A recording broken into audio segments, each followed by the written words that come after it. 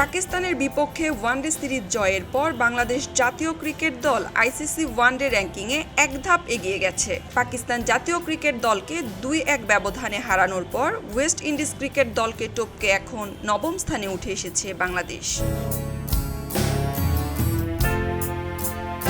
Series শুরুর আগে বাংলাদেশের রেটিং পয়েন্ট ছিল ৭৬। পাকিস্তানের বিপক্ষে সিরিজ জয়ের পর তা বেড়ে হয়েছে ৭৯। অন্যদিকে ৯ থেকে ১০-এ নেমে যাওয়া ওয়েস্ট ইন্ডিজের রেটিং পয়েন্ট এখন ৭৭। সিরিজের প্রথম ম্যাচে বড় ব্যবধানে জয়ের পর দ্বিতীয় ম্যাচে হেরে যায় বাংলাদেশ। তবে সিরিজ নির্ধারণী তৃতীয় ম্যাচে বাংলাদেশের করা ২৯০ রানের জবাবে ২৭৯ রানেই থেমে যায় পাকিস্তানের ইনিংস। অলিখিত ফাইনালের রোমাঞ্চকর লড়াইয়ে ১১ রানের জয় তুলে নিয়ে সিরিজ জয়ের পাশাপাশি র্যাঙ্কিংয়েও উন্নতি নিশ্চিত করে বাংলাদেশ। অন্যদিকে সিরিজ হারলেও আইসিসি র্যাঙ্কিংয়ে চতুর্থ স্থান ধরে রেখেছে পাকিস্তান। তবে তাদের রেটিং পয়েন্ট ১০৫ থেকে কমে এখন হয়েছে ১০২।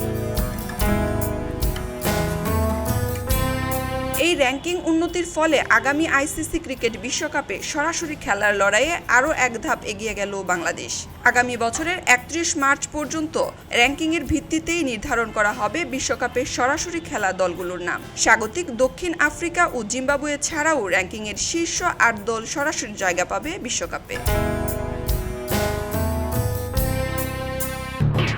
এলো খবরের কাগজ, নিখাত, নির্ভীক, নিরপেক্ষ।